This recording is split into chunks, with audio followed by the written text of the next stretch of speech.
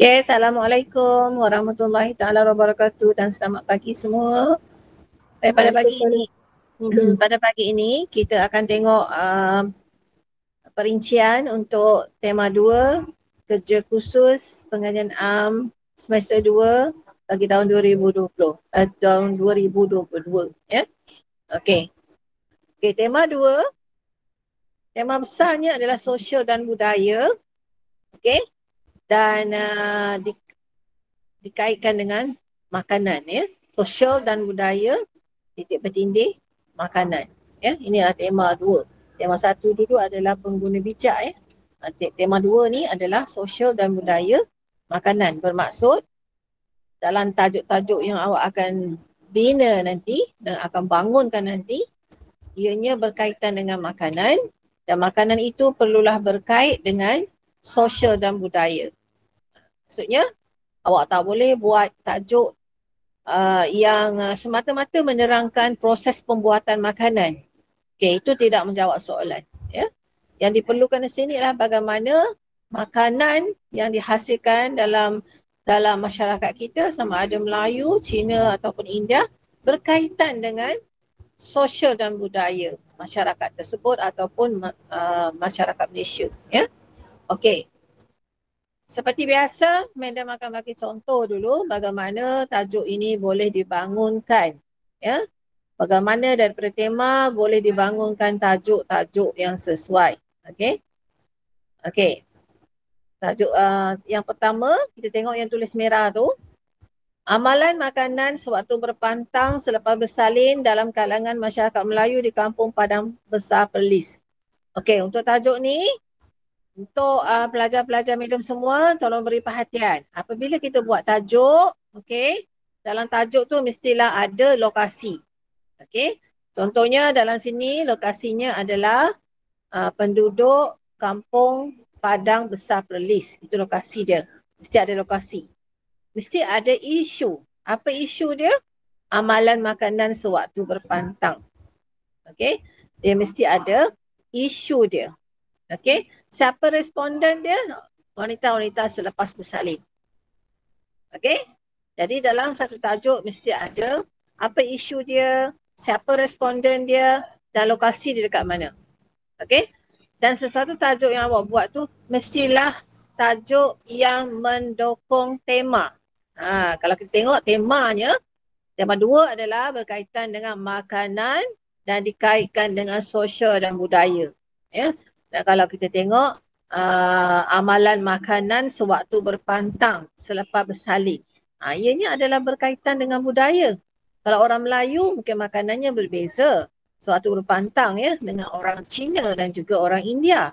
Yang itu yang kita tengok, perbezaan dari segi amalan makanan sewaktu berpantang. Ya. Okey, rasional. Okey, rasional kajian ni ramai yang ada 2-3 orang yang hantar WhatsApp. Madam tengok, rasional kajiannya tak tepat. Rasional kajian ni adalah apa sebab di sebalik awak nak buat tajuk ni. Sebab di sebaliknya. Ataupun Madam kata lebih mudah, apa ceritanya? Apa cerita di sebaliknya nak buat tajuk ni kan? Apa kepentingannya? Itu dia kata rasional. Ya, bukan awak setakat bubuh je apa-apa statement di situ. Ini tidak menggambarkan rasional. Kalau tak menggambarkan rasional, salahlah. Itu yang ada yang tanya saya, apa yang salahnya? Dekat mana yang salahnya? Bagaimana nak betulkan? So, kalau nak diterangkan dalam bentuk teks, susah sebab banyak yang nak diterangkan. Ya, nak tulis teks pun awak tak faham ya apa yang saya maksudkan. Dan awak masih keep repeating buat benda yang salah. Ya? Jadi lebih baik saya terangkan secara verbal dan lebih baik bersemuka. Jadi saya tahu apa yang awak sebenarnya nak buat. Dan adakah apa yang awak nak buat tu sesuai dengan apa yang skop yang diperuntukkan oleh MPM dalam tema. Ya? Tema 1 pengguna bijak dan hari ini kita bincang tema 2. Contoh, rasional kajian untuk tajuk ni, amalan berpantang ni, ya, kita tengok amalan berpantang semakin dilupakan oleh masyarakat, oleh sebab perubahan gaya hidup moden dan pelbagai ubat-ubatan moden. Itu rasional yang berlaku sekarang. senario yang berlaku sekarang, ini yang berlaku dalam kalangan masyarakat sekarang. Utamanya golongan ibu-ibu muda yang bekerja kan. Mereka dah melupakan amalan berpantang ni. Ya? Dan apakah permasalahan kajian daripada rasional kajian ini? Okey, permasalahan kajian, mengapa masyarakat Melayu di kampung Padang Besar Perlis mengamalkan pengambilan makanan berpantang selepas bersalin? Ya, mengapa? Kenapa? Okey? Bagaimana? Itu dia permasalahan tu, kita jawab soalan-soalan yang apa, mengapa, bagaimana. Itu permasalahan kajian. Tapi kalau persoalan kajian dalam dianya merupakan satu bentuk penyataan, bukan pertanyaan, bukan soalan. Ya? Okey. Selepas permasalahan kajian, kita ada persoalan. Okey, persoalan ni kita boleh gunakan ayat tanya, ya? Ayat tanya. Apakah jenis makanan berpantang selepas bersalin yang diamalkan oleh masyarakat Melayu di kampung Padang Besar? Yang dua, apakah sebab-sebab pengambilan makanan berpantang selepas bersalin yang diamalkan oleh masyarakat Melayu di kampung Padang Besar Perlis, ya? Jadi, apakah? Ataupun apakah, ya? Inilah persoalan-persoalan dia. Apakah, mengapakah? Okey? Dan persoalan ini perlulah menjawab objektif kajian. Okey? Apa objektif kajian dia? Pertama, mengenal pasti jenis makanan berpantang selepas bersalin yang diamalkan oleh masyarakat Melayu di kampung Padang Besar Perlis. Okey? Mengenal pasti jenis makanan. Apa jenis-jenis makanan berpantang? Okey, yang kedua, mengkaji sebab-sebab pengambilan makanan berpantang selepas bersalin. Ya? Sebenarnya kalau nak buat 3 objektif pun boleh untuk tajuk ni. Kita boleh lihat dari sikit mengkaji kesan-kesan pengamalan makanan berpantang kepada ibu lepas bersalin. Itu juga boleh buat, tapi sebab dalam konteks kerja khusus yang buat di peringkat SPM ni, awak buat 2 objektif sahaja cukup. Okey? Buat 2 objektif sahaja, 2 persoalan sahaja, 1 permasalahan kajian sahaja. Ya, 1 rasional kajian sahaja, 1 tajuk sahaja. Ya, sebab dalam ruang lingkup masa yang terhad, masa tingkatan 6, awak tak perlu melebarkan kajian awak tu sampailah ke peringkat daerah contohnya. Tak perlu. Ya. Ini hanya ada satu kelompok komuniti sahaja. Kalau taman-taman, kalau kampung-kampung, kalau sekolah-sekolah, ya, tak perlu kita melangkaui daripada skop atau limitation lokasi yang terlalu luas. Ya, awak tak boleh mencakupi dengan masa yang terhad. Ya, okey. Terusnya, ini adalah metod yang digunakan. Ya, ada guna temu bual, guna kajian kepustakaan, guna persampalan bertujuan, analisis. Yang analisis ni coding, thematic, verbal theme ni, narrative ni, kalau tak faham, just biarkan dulu. Nanti masa kita buat temu bual, saya ajar buat temu bual, saya ajar buat survey, baru saya bincang yang tu. Ya? Tapi keseluruhan kajian ini adalah bersifat kuantitatif.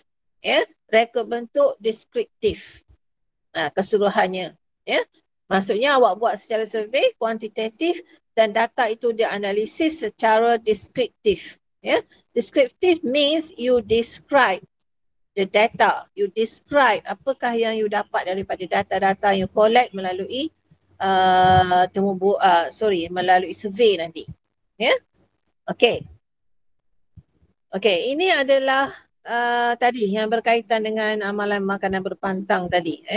Ini yang difikirkan oleh calon ini.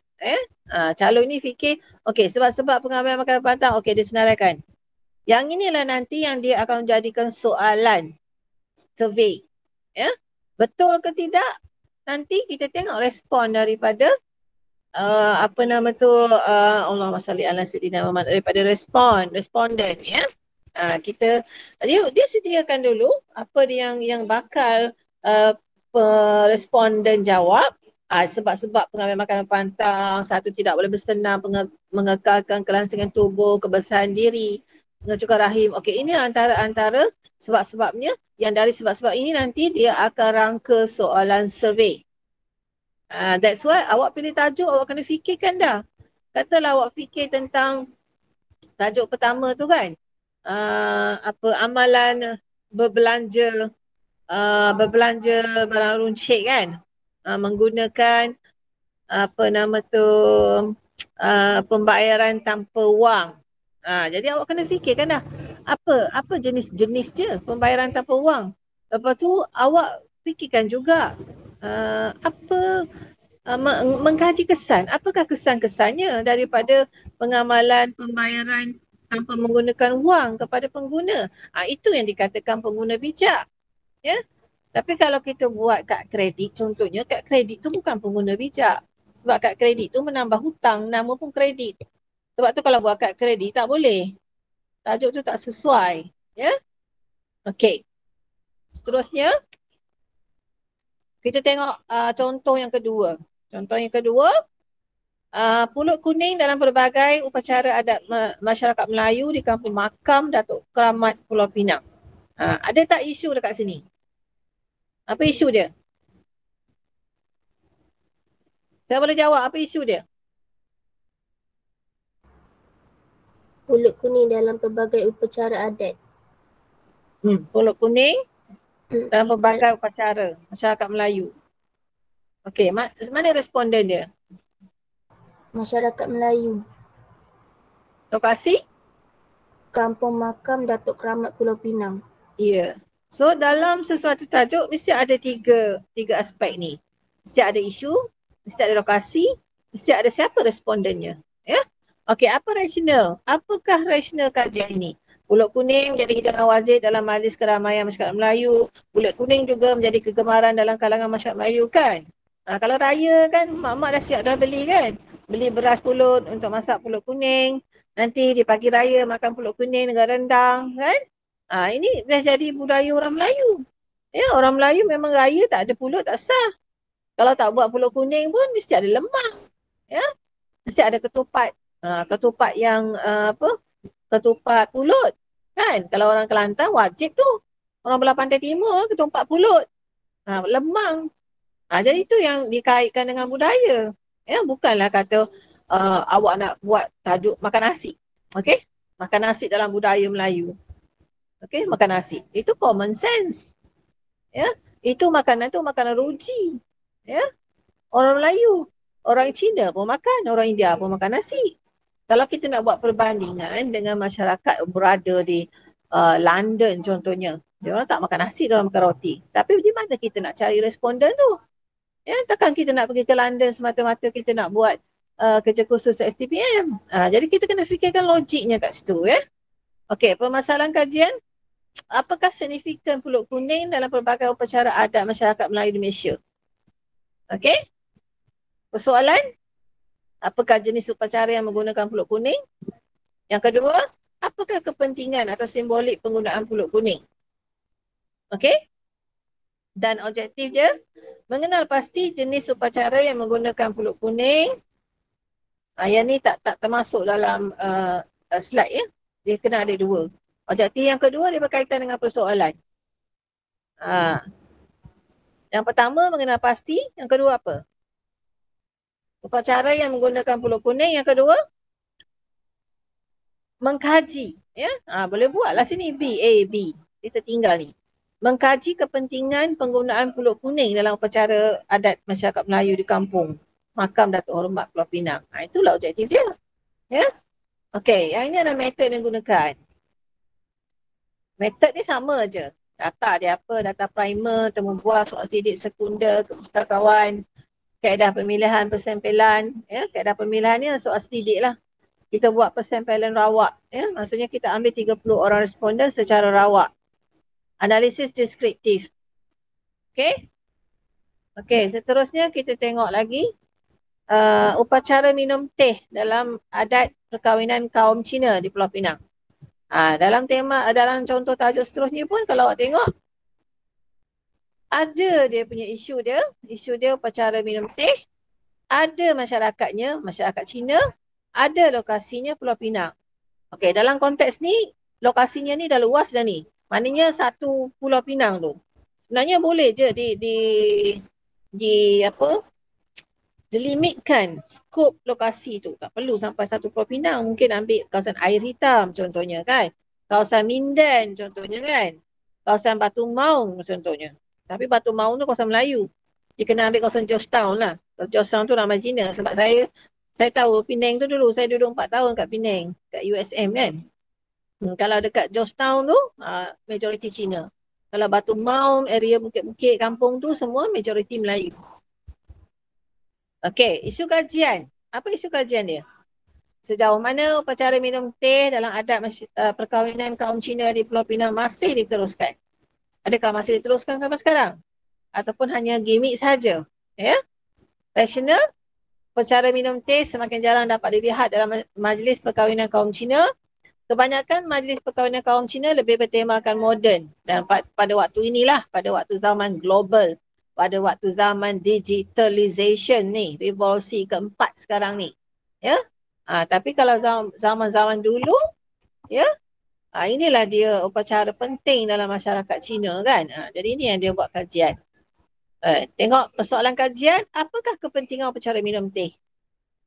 Mengapakah faktor-faktor upacara minum teh dalam adat perkahwinan kaum Cina Pulau Pinang semakin kurang diamalkan? Itulah persoalan yang ada dalam pemikiran seorang pengkaji. Ya, dia memikirkan apakah kepentingan daripada tajuk yang dibuat. Apakah soalan-soalan yang dia nak tanya, yang dia nak jawab dalam kajian dia. Okay? Okay. Right.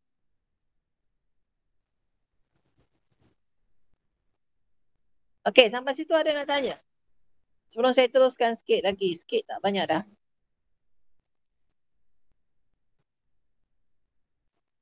Ada nak tanya soalan? Madam. Teruskan. Apa dia nak tanya? Yang kalau macam budaya dengan sosial ni kan, dia mesti kena ada perbandingan antara tradisional dengan moden Tak semestinya. Tidak semestinya. Perbandingan tu boleh dibuat mungkin dalam objektif kedua. Persoalan lain lah. Maksudnya dalam omni tajuk awak ada nak buat perbandingan. Awak jadikan dia dalam objektif kedua. Tapi bukanlah menjadi tajuk utama. Okay, ada soalan lain?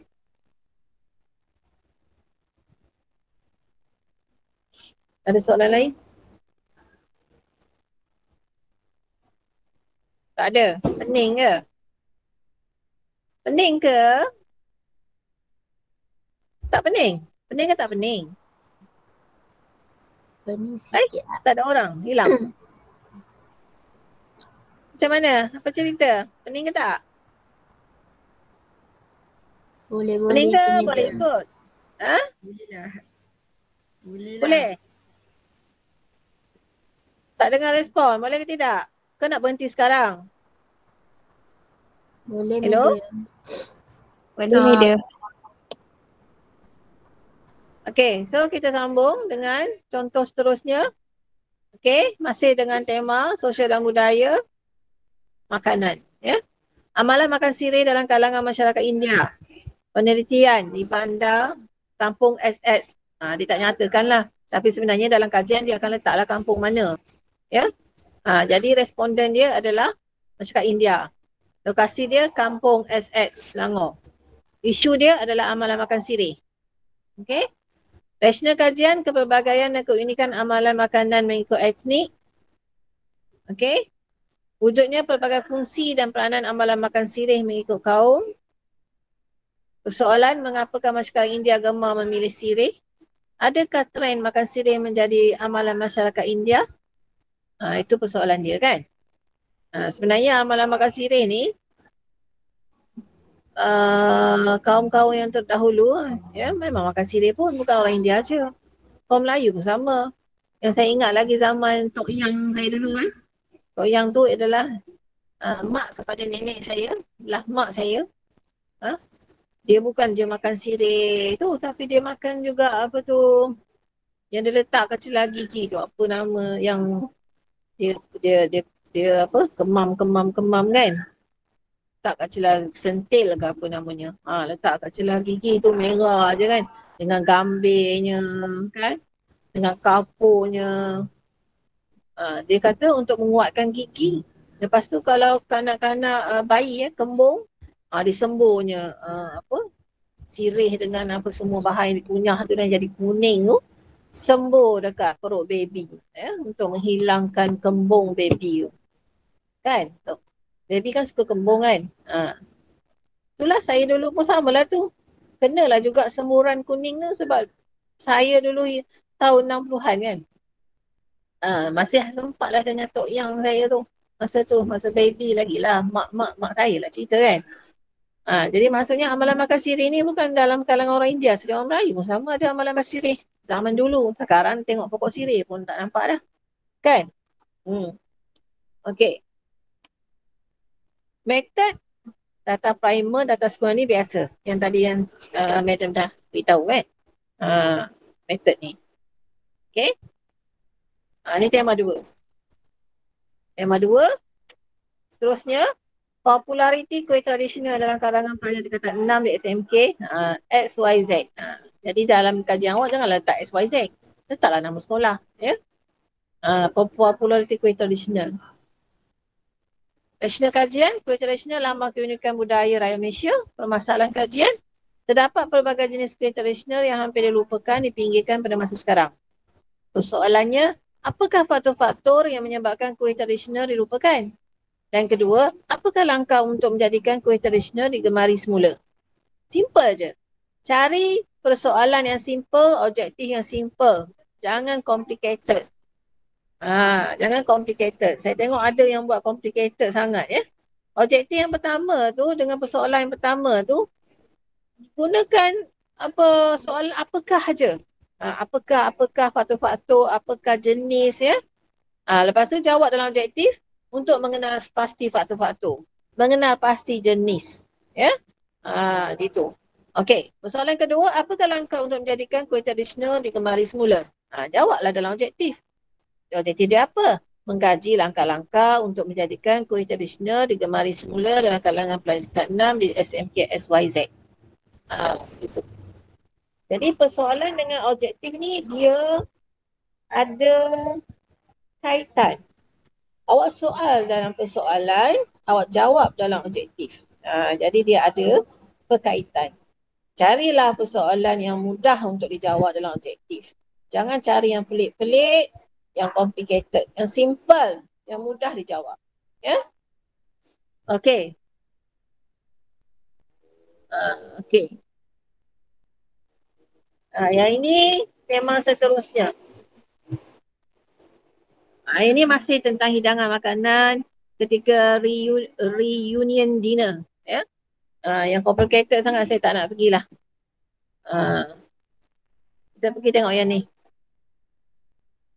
Ni makanan tradisi masyarakat Cina semasa perayaan kaum Cina di Bandar Jetih Terengganu. Satu analisis, satu kajian pun boleh, satu tinjauan pun boleh. Ya. Tradisional kaum Cina mempunyai pelbagai makanan yang khusus menjadi sajian wajib semasa sambutan perayaan. Permasalahannya, makanan yang disajikan semasa sambutan perayaan kaum Cina mempunyai simbolik tertentu. Persoalannya, apakah jenis makanan yang menjadi pilihan masyarakat Cina semasa perayaan kaum Cina di Bandar Jetih Terengganu, dan apakah simbolik keunikan makanan tradisional masyarakat Cina semasa perayaan kaum Cina di Bandar Jetih Terengganu. Itu persoalannya dan objektifnya. Mengenal pasti jenis-jenis makanan yang menjadi pilihan masyarakat Cina semasa perayaan kaum Cina di Bandar Jetih Terengganu. Mengkaji simbolik keunikan masyarakat tradisional Cina semasa perayaan kaum Cina di Bandar Jetih Terengganu. Simple. Persoalan, yang penting persoalan tu mestilah dijawab dalam objektif kajian. Ya? Okay. Ini last one. Tajuk yang last. Okay. Tema 2. Juadah Burasak Ayam Liku sebagai perlambangan komuniti Bugis di kampung Tinusa Sandakan. Ini mesti orang Sabah lah ni. Ya. Orang Sabah lah ni yang buat tajuk macam ni, tak ada masalah sebab dia makanan setiap satu kawasan tu dia berkaitan dengan budaya satu kawasan. Ya. Burasak ni memang makanan orang Sabah. Ya. Apa rasional dia? Juadah makanan ini popular di Sabah dan tidak terhad dalam kalangan komuniti Bugis Sabah. Menjadi kegemaran mendapat sambutan dalam kalangan suku kaum lain di negeri Sabah. Ya. Permasalahan kajian, setiap kali suku kaum Bugis di Kampung Tinusa Sandakan mengadakan majlis perayaan, burasak dan ayam liku merupakan menu yang mesti dihidangkan. Ini dia punya permasalahan kajian. Ya. Persoalannya, apakah jenis perayaan yang melibatkan penyediaan juadah burasak dan ayam liku? Kalau dia ambil satu saja pun dah okey ni, juadah burasak ya. Tapi dia buat dua dan ayam liku Dan yang kedua, apakah kepentingan penyediaan juadah burasak dan ayam liku dalam kalangan komuniti Bugis Kampung Tinusa Sandakan? Itu persoalan kajian dan persoalan ini dijawab dalam objektif kajian. Mengenal pasti jenis perayaan yang melibatkan penyediaan juadah burasak dan ayam liku dalam kalangan komuniti Bugis Kampung Tinusa Sandakan. Dan yang kedua, mengkaji kepentingan penyediaan juadah burasak dan ayam liku dalam kalangan komuniti Bugis Kampung Tinusa Sandakan. Ya. Jadi ini dia buat tentang kaum Sabah lah, makanan masyarakat setempat. Awak boleh juga buat kat sini, ada banyak kan makanan-makanan tradisional orang Jawa kat sini kan. Ini sama. Awak gunakan pamphlet ni ataupun awak buat pamphlet sendiri menggunakan Excel, menggunakan PowerPoint, tak ada masalah. Okey, ada soalan? Ada soalan?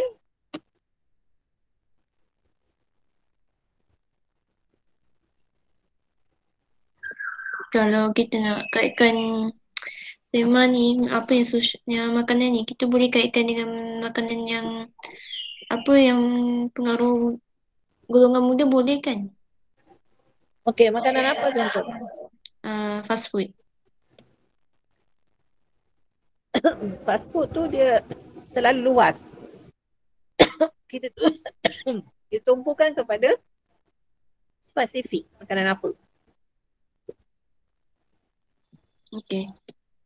Ambil yang spesifik apa? Apa yang spesifik? Okey, saya stop sharing sekarang. Saya bagi dalam 2-3 soalan. Okey? Kena cari makanan yang spesifik. Tak boleh makanan yang contohnya makanan sejuk beku, contoh makanan fast food. Cari makanan yang spesifik lah. Apa makanan yang remaja sekarang contohnya. Ayam goreng contohnya kan. Ayam goreng dalam kalangan amalan memakan ayam goreng dalam kalangan pelajar ya, tingkatan 6 SMK TPG contohnya lah kan. Jadi kita buat situ rasional kajian dia, ayam goreng merupakan makanan yang diminati oleh setiap golongan termasuklah pelajar. Okey, persoalannya mengapa minat? Apakah jenis-jenis ayam goreng menjadi minat pelajar? Jenis-jenis kan, ada banyak jenis ayam goreng. Yang kedua, kita buat kesan-kesan daripada pemakanan ayam goreng kepada kesihatan pelajar. Sebab kita tahu ayam goreng ni bukanlah satu makanan yang sihat. Sebenarnya kalau kita makan secara kerap kan. Jadi itu berkaitan dengan sosial dan budaya lah. Sosial budaya golongan Z sekarang. Yes? Golongan Z. Awak golongan Z. Saya golongan Z ke Y? Zen. Golongan awak sekarang. Golongan muda-mudi sekarang lah. Zaman global ni kan.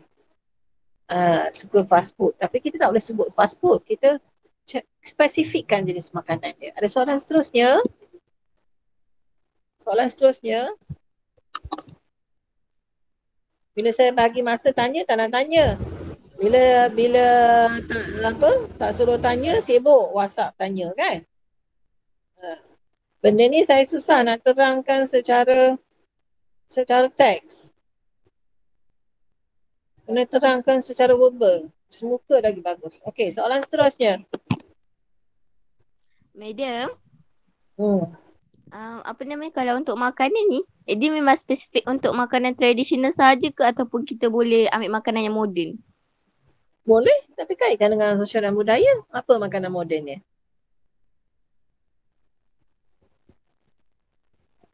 Apa dia makanan moden yang dimasukkan? Macam tadilah, ayam goreng. Kan? Itu kan makanan awak orang semua. Makanan remaja-remaja sekarang suka sangat ayam goreng. Hmm. Orang dulu-dulu mana makan ayam goreng? Awak makan ayam goreng hari-hari yang boleh makan. Itu kaitan dengan budaya remaja sekarang, golongan Z sekarang. Okay, ada soalan lain? Ada masa lagi untuk awak fikir sama ada awak nak buat tema 1 atau tema 2.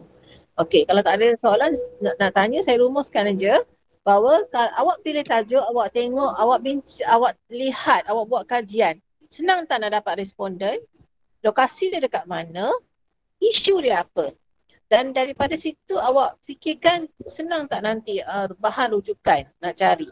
Bahan rujukannya kena ada buku, ya, sekurang-kurangnya 2 buku, kena ada jurnal, kena ada rujukan internet tu memang awak boleh dapatlah. Yang selalunya pelajar ni susah sangat nak baca buku kan. Kena cari buku. Buku tu kena boleh dapat di perpustakaan, ya. Lepas tu senang tak nanti kalau awak nak buat temu bual dengan responden. Siapa bakal responden tu? Ya, dia tak boleh dalam golongan yang ada perhubungan darah.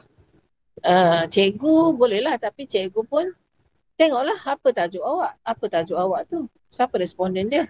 Tengoklah cikgu-cikgu yang sesuai. Kalau awak nak interview saya, mungkin tak dapatlah. Saya kalau time kerja kursus ni sibuk. Kalau tahun lepas pelajar untuk apa sih saya tak sampai 20 orang. Belas orang je. Ini kelas awak ada 30. Bila dah mencangkau 30 tu, saya tak boleh nak pergi one by one. Setiap kali awak WhatsApp saya jawab, ya. Kalau macam tu pening kepala saya. That's why apabila berkaitan kerja khusus ni, awak kena jumpa secara bersemuka, ya, ataupun dalam kelas macam ni. Ya, kalau melalui teks tak boleh. Itu yang saya tak jawab mesej, ya. Okey? Ada soalan lain? Madam, Ada soalan lain? kalau yang Madam, kalau yang sosial tu macam mana pula? Sosial dan budaya lah, dia berkaitan, mana boleh berpisah. Sosial dan budaya berkaitan dengan masyarakat, adat, budaya, masyarakat di Malaysia. Ya? Soalan lain? Ada soalan lain? Madam nak tanya dah, kan ada tema 1 dan 2 tu kan. Kita orang kena pilih ke madam yang tentukan? Awak pilih sendiri. Awak pilih sendiri mana yang lebih sesuai dengan jiwa awak. Dengan akses yang awak boleh dapat. Tadi kan madam baru je cerita tentang responden, tentang evaluasi, tentang rujukan. Kiranya kalau kita orang pilih ni bukan contoh kalau pilih tema 1, satu kelas kena pilih tema 1 tak? Tak semestinya. Dalam kelas tu boleh je. Ada orang buat tema 1, ada orang buat tema 2. Tak ada masalah. Boleh. Mana yang sesuai. Tetapi jangan dalam kelas semua pelajar, 5-6 orang. Buat tajuk sama, lokasi sama, isu sama, saya tak terima. Ya? Tak terima. Isu kalau nak sama pun, mungkin lokasi berbeza. Saya limitkan untuk 2 orang saja.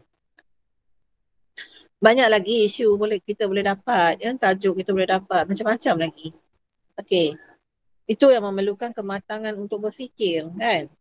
Pelajar tingkatan 6, pelajar yang matang. That's why lah awak diuji dengan kerja khusus dan awak diminta untuk berfikir secara matang. Okey, ada soalan last?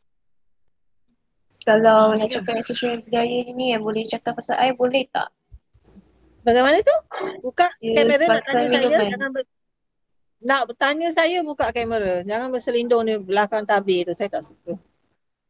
Kalau tak, jangan tanya. Buka kamera. Tak nak buka kamera, tak payah tanya. Okey, ada soalan lain? Tak ada Madam, saya nak tanya madam. Kalau tak ada soalan, Okey, apa dia? Contoh kalau kita buat tema 2 pun sama juga kita akan kena temu bual orang pergi ke tempat tu juga Sama. Kaedah tu sama je. Pertama, kita guna kaedah soal selidik. Soal selidik kita guna Google Form. Yang kedua, kita guna kaedah temu bual. Kita kena temu bual informant, sekurang-kurangnya 2 orang informant. Yang ketiga, kita buat kaedah kepustakawan. Kepustakawan ada buku, ada jurnal, ada makalah, ada web, internet. Itu semua kena ada. Tapi yang wajib dalam tu buku, at least kena ada 2 buah buku dari penulis yang berbeza. Okey? Ada soalan lain? Last.